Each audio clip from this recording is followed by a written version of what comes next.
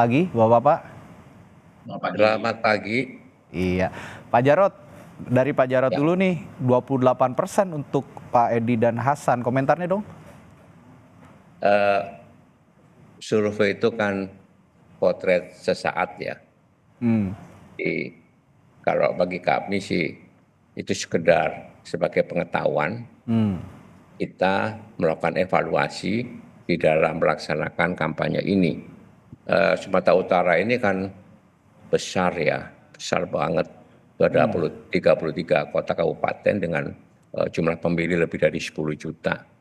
Jadi kita lihat juga bahwa respondennya itu 800 ya.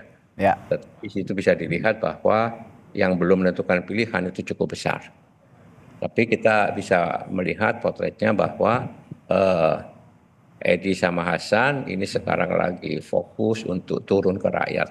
oke. Jadi setiap hari itu bisa 8 sampai 10 titik ya untuk ketemu sama rakyat, kemudian menangkap harapan aspirasi dari rakyat dan meyakinkan bahwa Sumatera Utara ke depan itu harus dipimpin oleh orang yang sosok yang kuat, yang mengayomi, yang melindungi, yang punya track record yang jelas, yang bersih ya dan setia.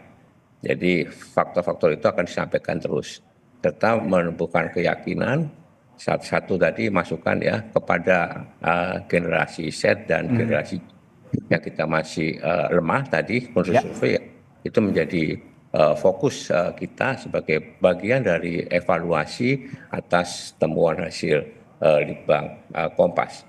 Tapi yang jelas bahwa eh, yang belum menentukan cukup besar. ya. Jadi kami masih bisa optimis untuk 20 hari ke depan untuk lebih masif lagi turun ke bawah.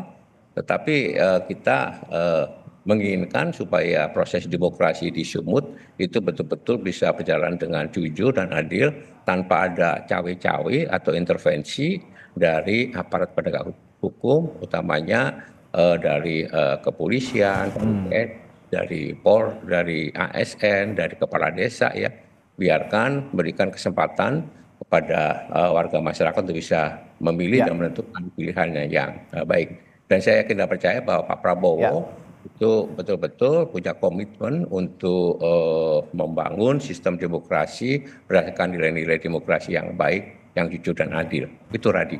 Baik, Pak Jarod, ini Pak Edi ini kan petahana ya. Sebenarnya terhitungnya petahana lah begitu, karena periode sebelumnya beliau juga menjabat sebagai Gubernur Sumatera Utara.